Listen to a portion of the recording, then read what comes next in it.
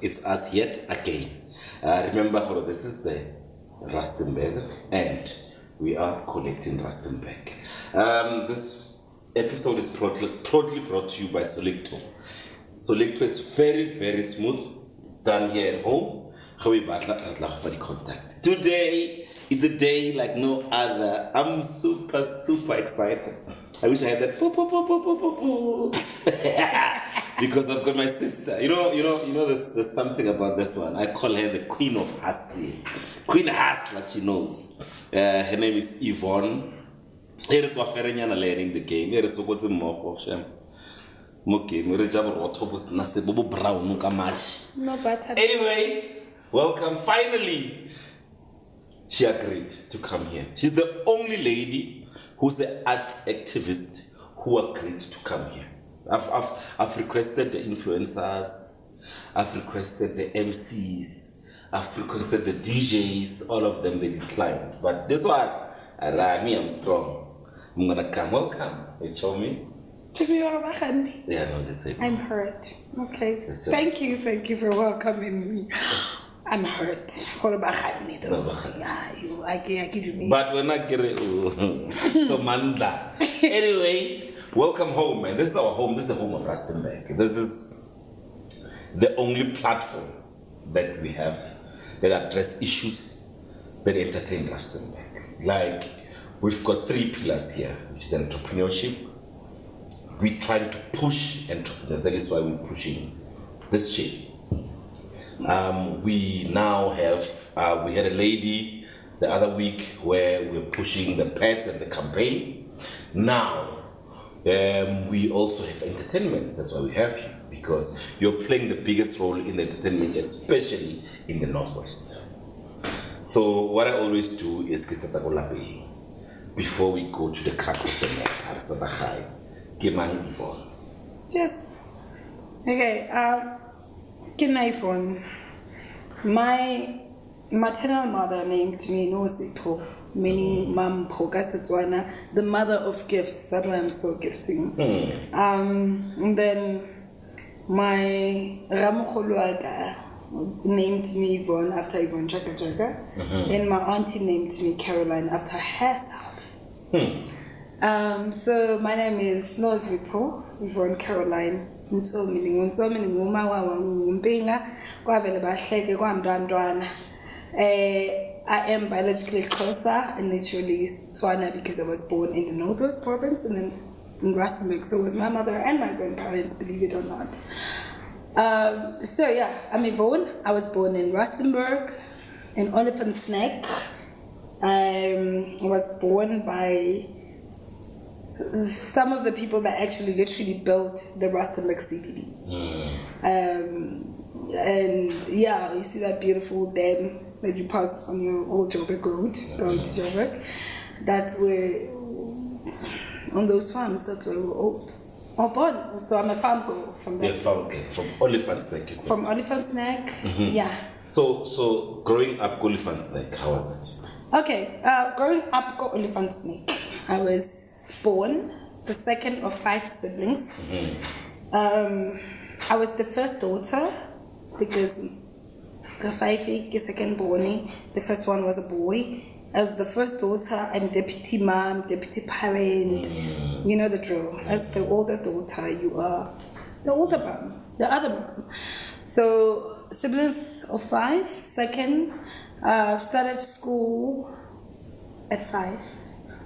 Because the teacher at the farm school came to our house and say, every day for almost a year. When I was 3 or 4, my mom refused until I went to school without uniform. That must say why the polka dots, because my mom did not have money for uniform because she was not planning for school. And then and then that's Yvonne, and then mommy died in 1994. Still working there. I was doing by then standard 2. Mommy was murdered by a stepdaddy. Yeah.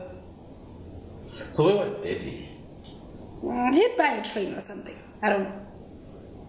So look, when did you realize, oh, this man is not my dad? I always knew.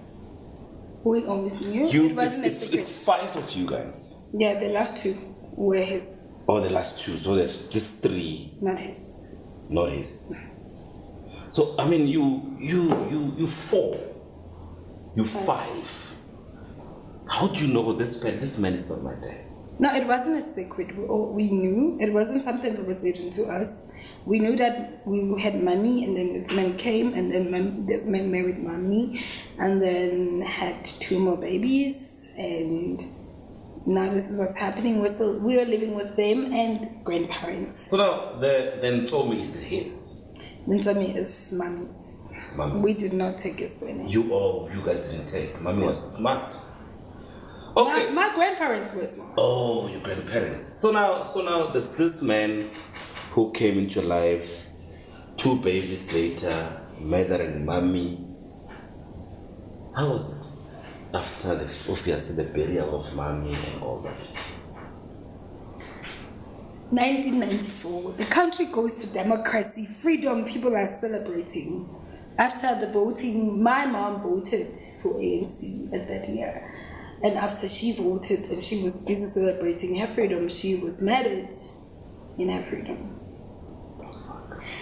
So it was, I mean, those years, we were, I guess, wait around 2000. So children did not go to funerals. I did not go to my mama's funeral. I did not know my mama's grave until 2 years ago. I'm 37. I turned 37 this past on 11th September, and I did not know my mama's grave where my mom was buried. I did not know because I did not go to her funeral, and after she was buried, everybody just went on with their lives, forgetting Hori. A 14-year-old, a 9-year-old, a 5-year-old. That's when I was barely even 2. He had just started walking. So what happened? And then that was it. We were just taken to different.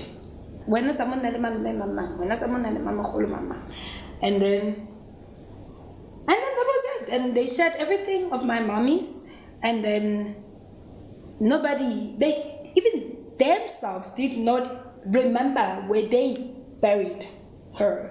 They're probably gonna see this. I'm okay with it. But they didn't even know until we went to fight to find that grave and showed them. The family, the aunties, the uncles. I can't say the names. They know themselves. There's literally only a few of them left now. Still love them though, but God knows. So where is this man after he did all the, where is he? Not now, but then. I'm not laughing. We try to become. Okay, so one day, my brother was like a bossy. And I can't take it first because niggas not take it. Ticket is a little bit one yard. But the boy, and I was own. Because I'm passing. I lost my shoes because I'm passing. I cannot go to school. I'm barefooted. Leaving my farm home. I go to I get there. Later, my uncle was like, I went to we get to the back of the van. Me, my brother, my grandfather, my granny in front, and motivating. Why did he do this? Why did so and so do this? And my brother started crying. I'm young. I don't know what's going on. We woke up. Yeah. That's where my mommy was killed. My little cousins, we were all little, but now that I'm old, I look at us then. We were all little cousins. But like, Yvonne, I don't want to say his name because he's trying to redeem himself now. And I'm like,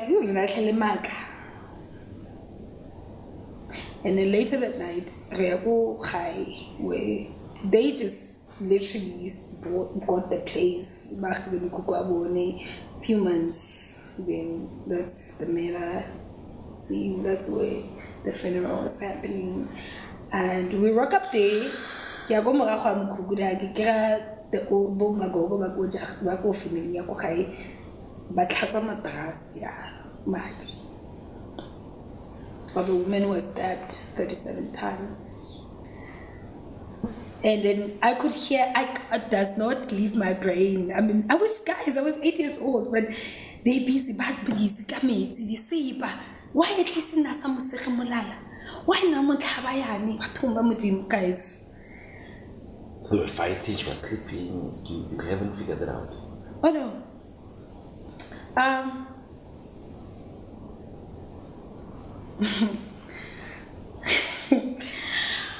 So what happened that I heard was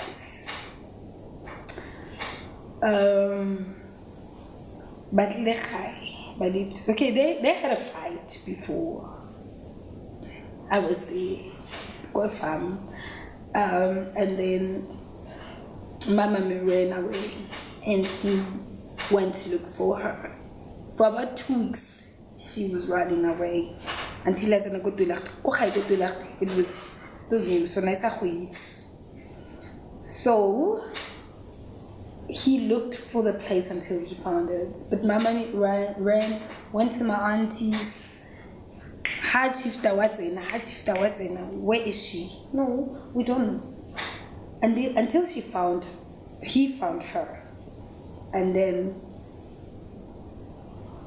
I said, my grandparents were there, and so Mommy was there with the last 2 siblings, which he was children, and we went on that whole apology thing that an abusive man. Oh, and abusive anybody does. I'm sorry, I just called the whole family to understand how sorry I am. Grandmother said no. Grandfather said, men so gore o phoso o tla tlokopa matshwarelo o kopa mosadi a gagwe le bana ba gagwe o ipone phoso. Grandmother said, okay, fine. Because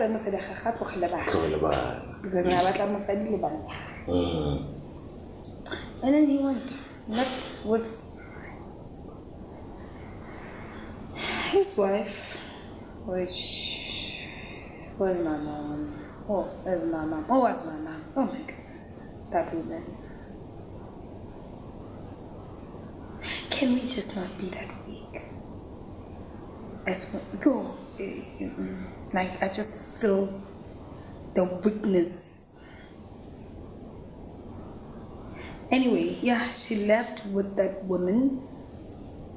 By the table, where he had his knife put nicely, where it was put, prepared.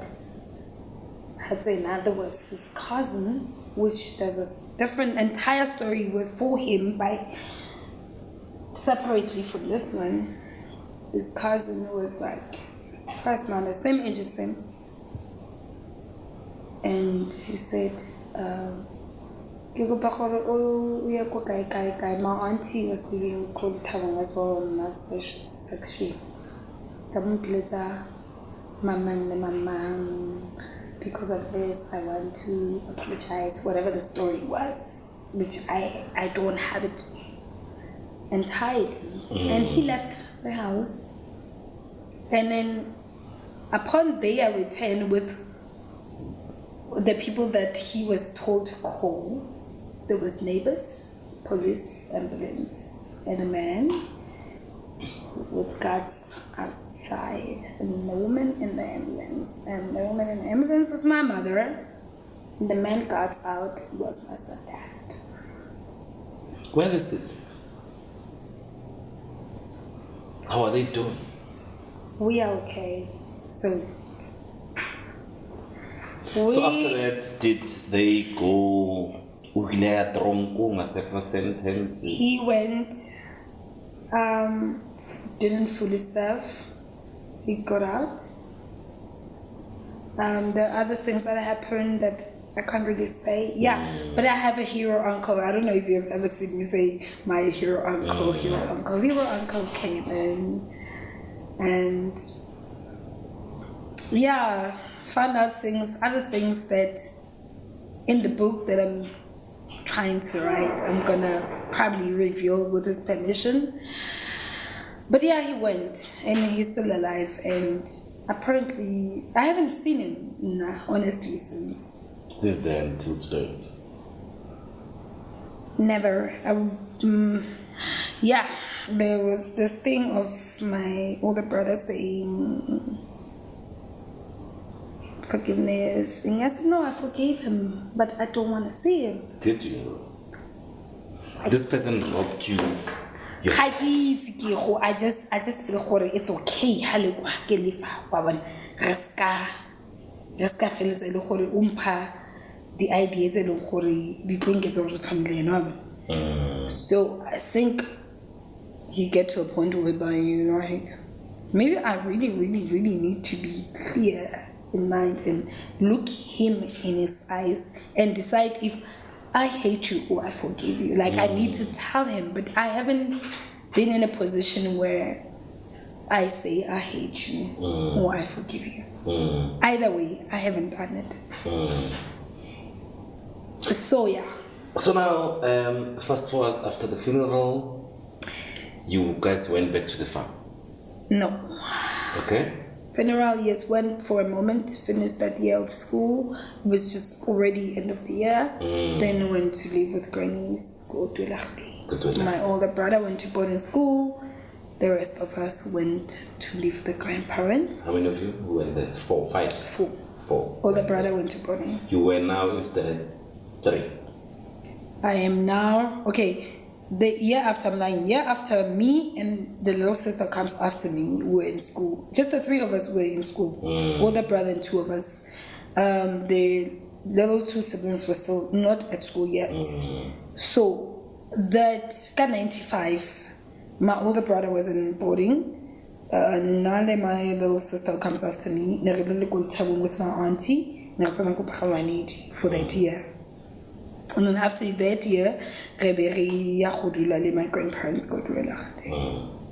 So staying in Elachti, I mean, you're 8, 9. The siblings, and they asking where's mommy?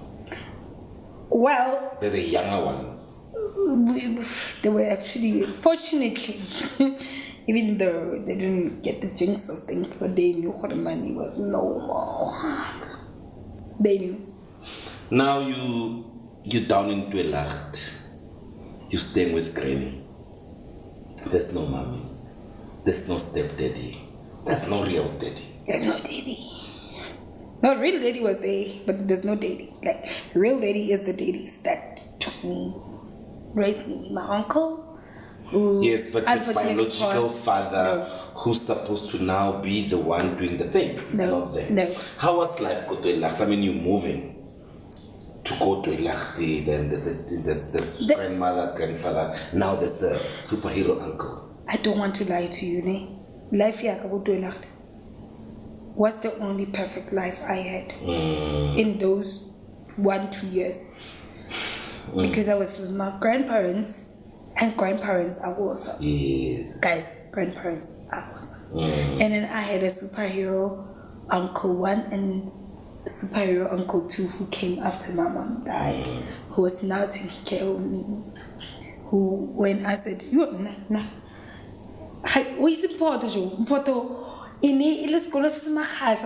I went to St. 4 St. 5, and I was so scared to go to the school because I was in a very small farm school, and then I went to a very huge school, and all these 2 schools were in a perfect shape. The 1-room school in a farm was great. It was clean bathrooms, playgrounds, clean, everything, as small as it was. And then I went to Kobarlwe. It was big, it was overwhelming, but it was still beautiful. And then okay, it was weird, and I was like, okay, this is a change. And then and then that school looked like it's about to fall on my head. And then I always cried because all this changes all the time, which is overwhelming. And then I was taken to live with my uncle, my other superhero uncle, go Channing, and then I went to another beautiful school. You're too fast for me. How many years do you spend Katola? With grandparents? I would say the rest of my life, because it's the life that I know. So, but go Channing. But school, wait. Take us to Channing. Okay, school. 96, 97. Wait, yes, 96 and 97. Batlale wa Mbuto. 98, Mafina go Channing. Okay. 99 now brought I went back to the farm with my uncle because he moved. The one where I was with Go Channing. That was 99. And 2000 I went back home to my grandparents. 2000 I did my level high school, grade 10, 11 and 12. And grade 12, year after grade 12 I lost my grandmother. Grade 12, okay, year after grade 12 I lost superhero uncle 1 and my grandmother. Yes. So how was the losing of Granny? How did it affect you? We saw that family bullying situation that happened with my mommy. I lost my uncle first. With my uncle, we were very close to a point where when he died, nobody wanted to tell me because it was hectic. So his funeral, losing him, I took it. It still kills me literally.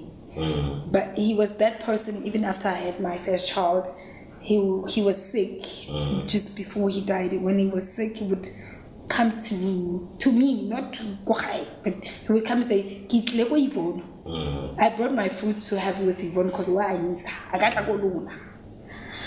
And when he passed, after he passed, in 2002 I did my matric. 2003 my uncle died. 2004 my grandmother died. When my grandmother died, I remember we were busy and then my family was like, "Hey, Lahasa, I did not even see her. Which is one thing I actually wanted. I didn't. Okay, you mentioned having a kid. How old were you when you had a firstborn? 17. 17. How did that change your life?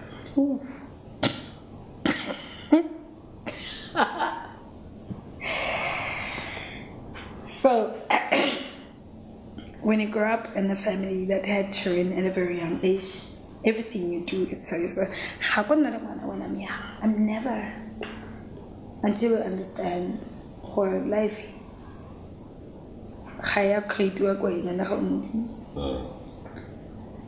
I had my first baby and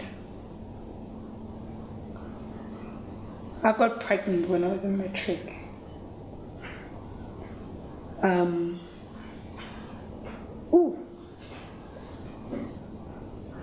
Luckily I still had that exemption, you know, and that one distinction. Well, I passed out through a lot of exams, and then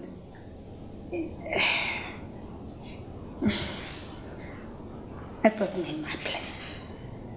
I'm not gonna lie and say, maybe I'm not gonna sit here and act all good and everything and say, no, I don't wanna have sex. Yes, I had sex. I was young. God knows how my mind was working. When did you start having sex? When did you start having sex? I don't know. How do you ask? I don't know. When do people because start having sex? You've been on the 17. This one popping. This boy coming. Is a boy or girl? I only have boys. How many boys? Wait, I'm sorry, I have 3 boys. How do you have sex? I don't know. I don't know neither because I was raped very young.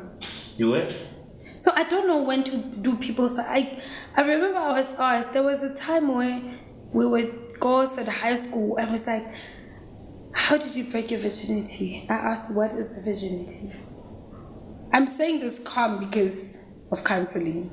I learned how to deal with this. And it still hurts, but I did not know the word virginity. I didn't know that word. Now imagine not knowing the word to not knowing what this thing is and the importance of it and whatever this thing is.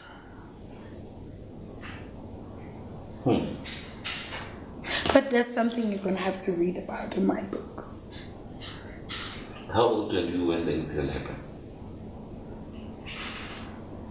6, 7. Fuck. Where? Home. Where? Some other home you've read about. Okay. So now, let's fast forward. This is fucking emotional now. It's getting to me. So you've got now how many boys? 3. 3. How old? 19. Oh, the other one is going to university. You know, your twin. Know him. Yes. My twin brother. Yes. Khozo is 19. Your bodyguard. My bodyguard is Fuck, 19. that boy loves you so He's much. also my employee now. I know. I was with him. It's one of the projects. Yes. And then Kolani. How old Kolani is now in matric. Okay. He's 17. Okay. And CJ is 14. I don't know CJ. I know this too. A lot of people remember CJ. I don't know CJ. Okay, so It's 14. it's 14. Okay, fuck everything. Let's talk about the career. Yes, please. I told you spokesperson. Let's talk about the career. What are you currently doing? Woo! Hey! Okay, now happy places. I am currently. I start with the very recent ones, right? I'm now in the interim board, Mafisa FM, that is trying to take the Mafisa FM to the AGM so we can try to fix our town. But again, hashtag revive Radio Massive Mafisa. You think that shit can come back? We're trying. If it doesn't, dead, man. if it doesn't, we have tried. You know, we're not saying it's gonna be magical. What do you think can happen then? We think. I mean, let's be honest. We think we can have Mafisa used to be there. You know, I loved radio. I know. I loved radio so much. I wanted to be at Mafisa at that time. What about DJ? We had a DJ school. The lights that the bus rank. That's what we're trying to get back to, but on a very.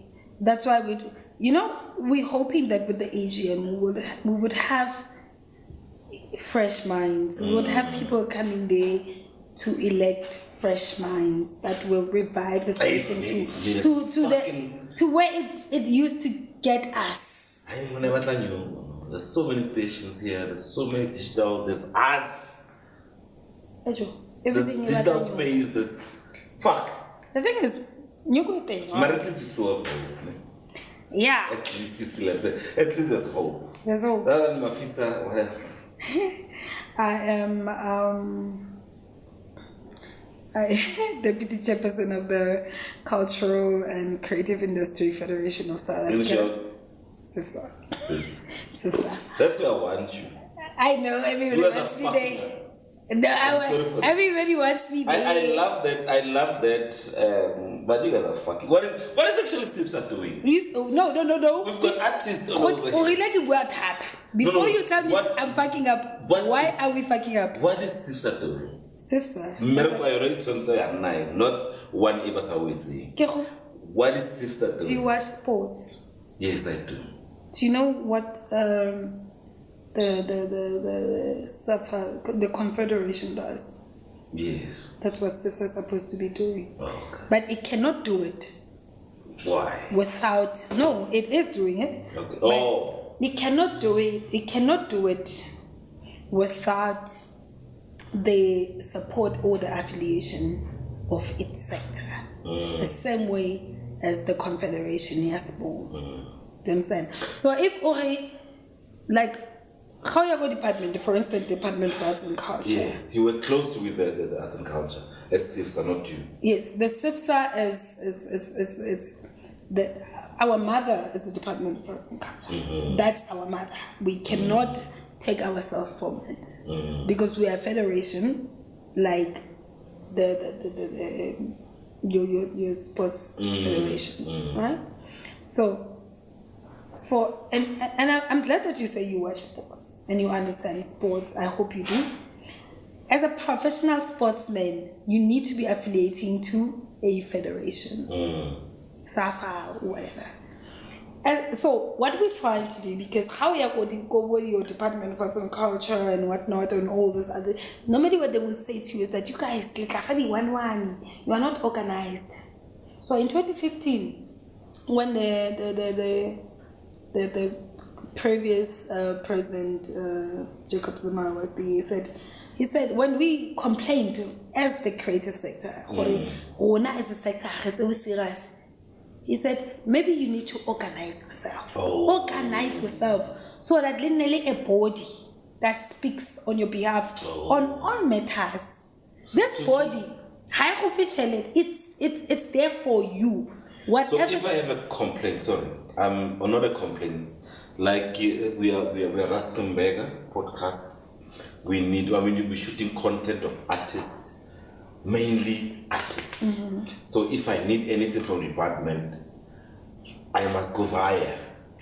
That you can take the message to department for me.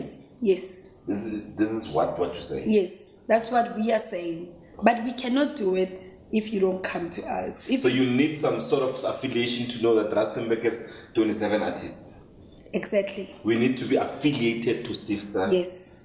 How do you affiliate? Because there's so many artists here. I think they don't know for an affiliation process. I did actually send you forms when we started, but yeah, you.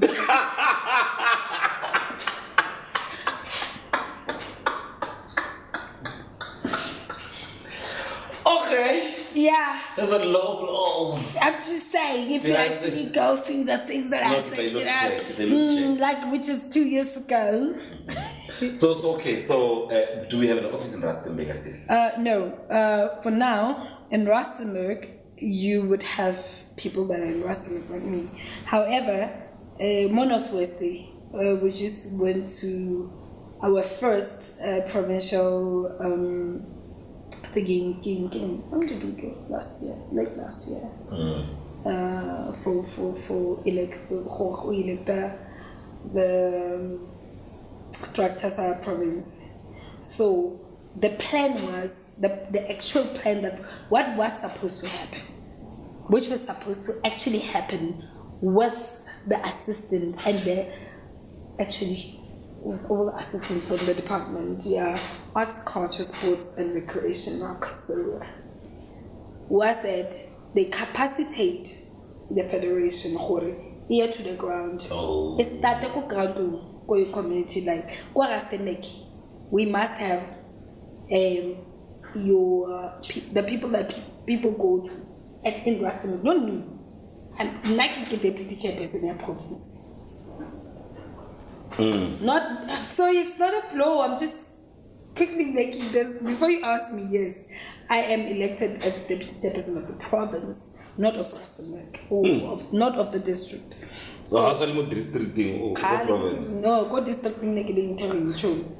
So okay, for Rustenburg, we're supposed to have some sort of a local structure and then a district structure.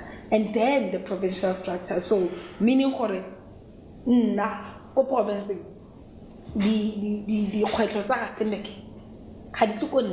there is somebody, one person or 3 person or 6 people that comes to the districts, and then the district comes to us and say, this is what happens. And then we also report to national. by the way. So I go. As if I saw someone also, it's a national I know. I've been to. I was at one of the conferences. You were there. Yes, in Pretoria. In Pretoria. Yes. When the time we're fighting those people. Anyway, you've got a foundation. Yes. What's the name of the foundation? What it's doing? Let's cut them on the corner. What are the Yvonne Ntsomi Foundation.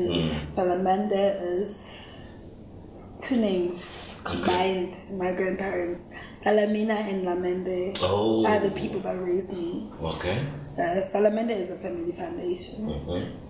However, it was created by 3 women in the family that are in the sector.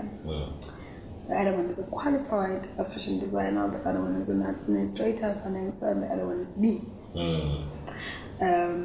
So what we do is try to find a way to develop a sustainable economical development, like for mostly women, young people, and black people. It's what we try to do, and also try to make awareness for social issues, social illnesses, with like, it's not even really about the creative sector. It can be on anything. It can literally be on anything. It's not restricted to the creative sector. It could be corporate, it could be mining, it could be agriculture, it could be anything, but we just have a target. So the other day, it's this year, you were doing the GBV campaign.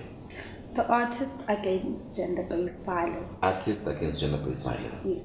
Okay. The Artists Against Gender-Based Violence. When we tried, it's actually a concept that I came up with a few years ago, presented to a few departments, including that other department, and they said no, the social development, but and then I said, but when the president stand there and say gender-based violence, it's a national crisis, an international crisis, and it's worse than corona. It means every sector must look into this matter. And when we do this campaign, we are not talking about gender-based violence against women. We're talking about gender-based violence generally. We're talking about women that stand there and say, Echo, that is violence, that is wrong. We try to address different issues. That's why I say our performances are different all the time everywhere we go. So the campaign is actually still going on. The first one that you saw was actually supported by our provincial department of arts, culture, sports and recreation. Do you fund it? Under the administration of... Was it the project funded? Yes, it was. That's why everywhere we go, we never ask for any payment. Because it would... So that's the thing, I want you there. So you guys were funded a lot of money. And it wasn't a lot of money. There are a couple of artists by Lahore, they claim to have been, but some of them were kicked out of the project. How true is that, comrade? See, comrade, when you look at me and talk to me, when you're looking at me, I will believe your story. But now, looking at the camera. I'm looking at the camera. And then you are talking to me about my project. So the couple of artists who came out and said, no, now a few chances artists, but when SIFSA one votes, they come down to the ground and tell us about SIFSA. People are like the political party, you see. So there's this project going on that's run by a department, because people thought that this project was for them. I also thought so. Okay, department. Until we had a conversation me and you about it when I saw you at the other club that I'm not going to mention.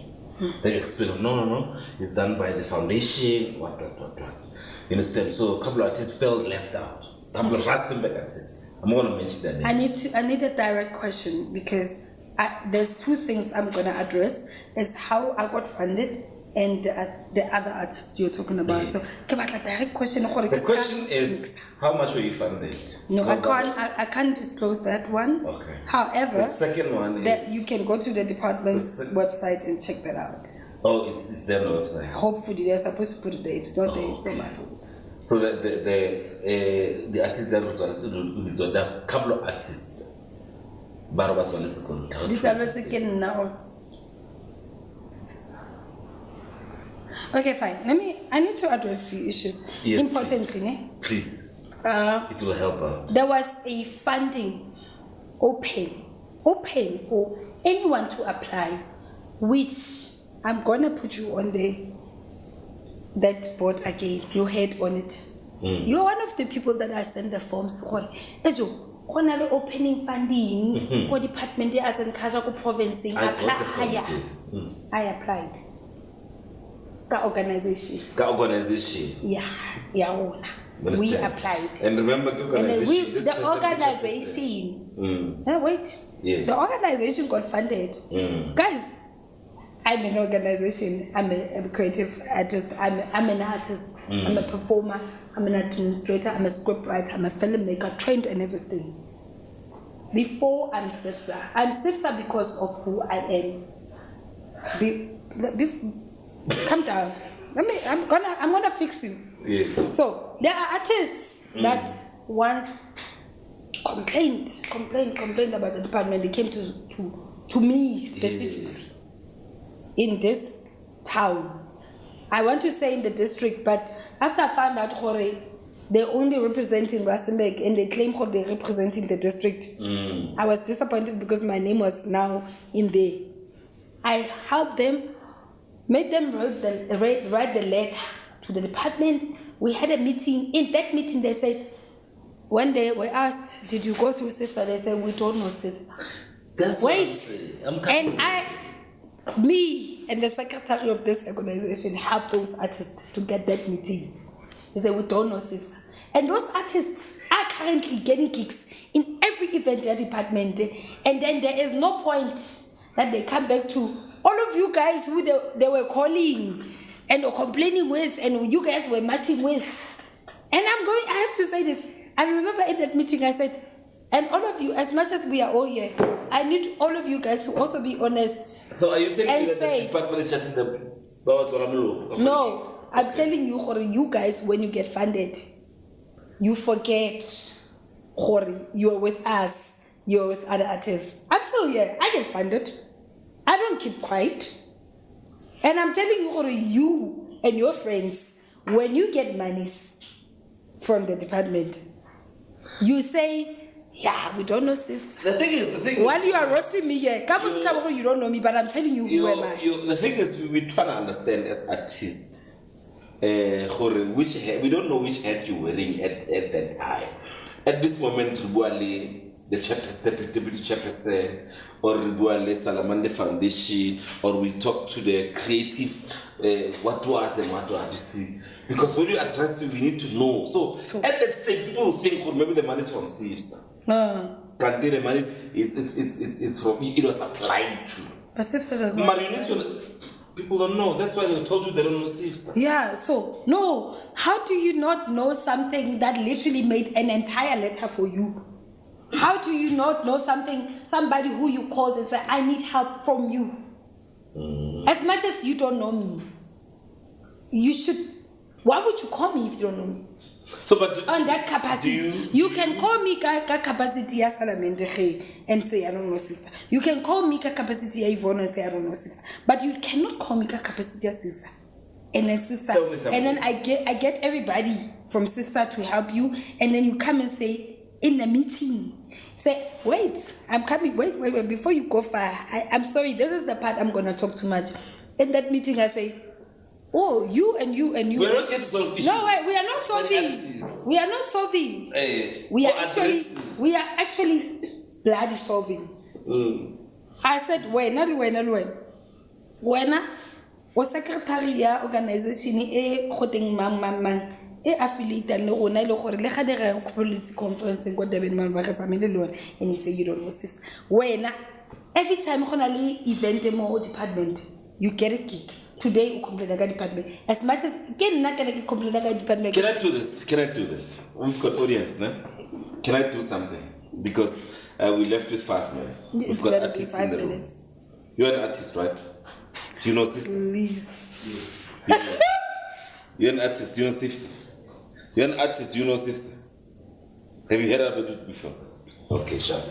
So No, you're an artist, do you know Sifsa? I know Sifsa. Good. I know Sifsa. So why don't the people that works with you, now I'm gonna come back to it. Why don't the people that works with you doesn't know Sifsa? Why you know it? It goes back to, I was about to tell you something that you cut me off.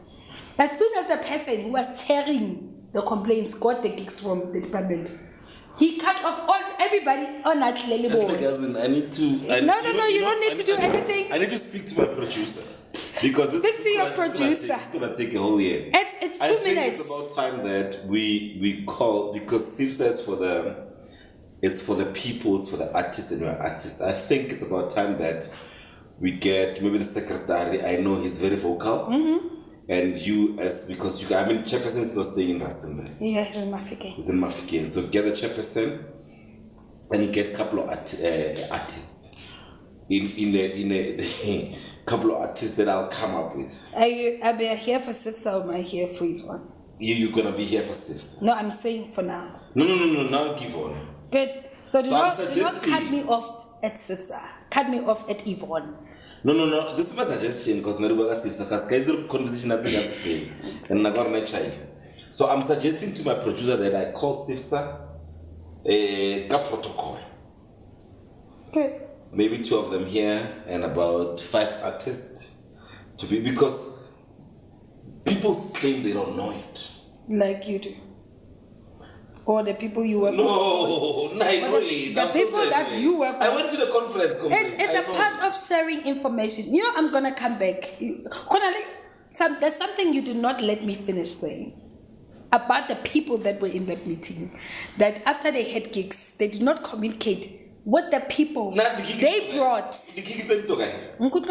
Where are those gigs? They were complaining about the department. But why must people complain for them to get gigs at the department? So it means that those guys complain now they're getting gigs. But if I go to a meeting, I go as Kiho. My point exactly. So the gig must take you along. I think with the department, those who get gigs who penalize the issues at the department. No, because you're bringing them here. No, the reason we were here, when people say we don't know Sifsa, is because of the gigs department. Oh. And then, you know what the department When I work a meeting, I was not in that meeting, I don't know about that meeting. And your comrades were there. This one is bigger than me. Guys, I told you, do not try to roast me. I will tell Onya. This one is bigger than me. There was a meeting that was held that I was not in that meeting. And your comrades were there. And apparently my comrades were there. I don't have grudges with the department. I work with the department. Me too. I don't have clashes with Sifsa. I work with Sifsa. I'm cool. I know you do. That is why I know the chairperson. I know the deputy chairperson. I'm just worried if you don't share the information. You don't share the information with. Oh, it's not my duty to share information, comrade. It actually is. I'm affiliated to Sifsa. It's the PR. Yes, Sifsa. I must be appointed as a PR to do the job. I'm just a member. I'm not running any campaign here and saying Sifsa, so comrade. I agree. So this interview didn't go the way I wanted to go because of the politics. And I told my director that this one might go west. You decided to tell them this. But unfortunately, we came to the end of the interview. Good. We'll arrange the other one with the artist, for the artist. This one was not for the artist. And until I had to mention Sifta, I'm wrong. I blame myself. But thank you so much for coming through. Your story is inspirational and it's always inspiring. There's a lot that I wanted to talk about. Too much. I love Sifta, though I would die for that. So Because I know I where want you to close the show by this young girl out there who lost their father, this young girl who was raped at a young age, there's a young girl who had a kid at 17, there's a young girl there who need to rise above all the shit. What do you say to that girl? How long do I have? We've got 2 minutes. 2 minutes is too long. Yo, I was at the hoping you camera. said 30 seconds. Okay, so with everything that happens in your life, I know they say there's a reason for it. Sometimes literally there isn't. You just need to find your particular reason in all of that. Sometimes there isn't, really there isn't. And sometimes you feel like it's time to end it all, which I have felt in a lot of times. And then you realize, oh, fuck man. My children are too young and I don't want them to grow up like me. I want them to be rich like the visions that I have, so I'm not gonna die young. I'm not gonna die now. So what you need to do is just continuing. All I do is to continuing. So do it. That's it. Ladies and gentlemen, you've heard it from the Queen of Hustle. Remember that this is Rustenburg podcast and we are connecting Rustenburg. Let's meet again on the next episode. Please note that this episode was proudly brought to you by We Are Out.